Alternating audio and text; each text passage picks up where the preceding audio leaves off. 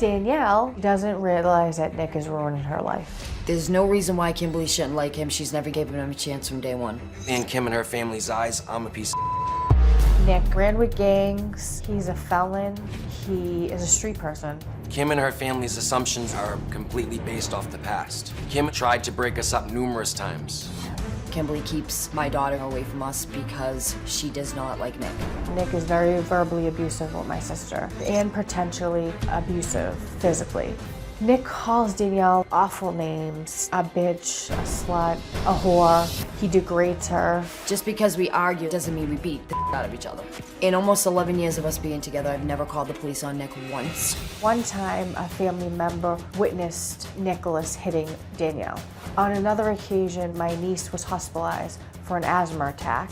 One of the hospital nurses witnessed Nick and my sister going at it, and they notified the authorities. Kimberly accuses Nick of being very controlling, and that's absolutely not true. Nick is obsessed with Danielle and controls every move my sister makes. Nick even tracks her cell phone. In spite of all Nick's issues, Danielle is too brainwashed to leave him. My ultimate goal is for her to separate from Nick completely. My sister needs to realize that Nick and I have been together for almost 11 years. We have 2 daughters, and we're growing old together. Okay, you say you never attacked. So as far as the strangling, nowhere in the police report does it say that. That's false, completely. So what did happen? What happened was, and like I said, I don't want to speak too much into it because legally I am on probation for it. But you've been doing And great.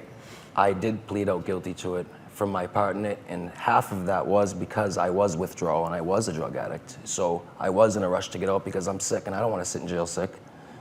And what I did in my part was I did separate them, and I may have done it aggressively because I was concerned that my daughter was sleeping in the house, and with them fighting, and there's an open DCF case, I didn't want it to go on any longer. So yes, I aggressively put my hands on her and separated both of them.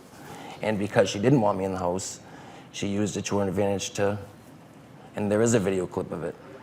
So you separated who? Danielle and her mother. You say there's a videotape of it, but you couldn't find it? Oh no, I have it. Oh, yes.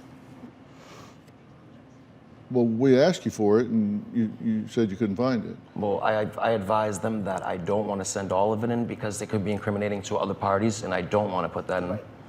But I have no problem with it, sending some of it.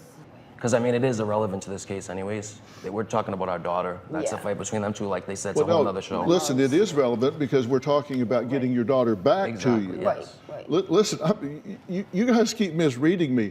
I'm about unification of family, not fragmentation of family. I'm about unification.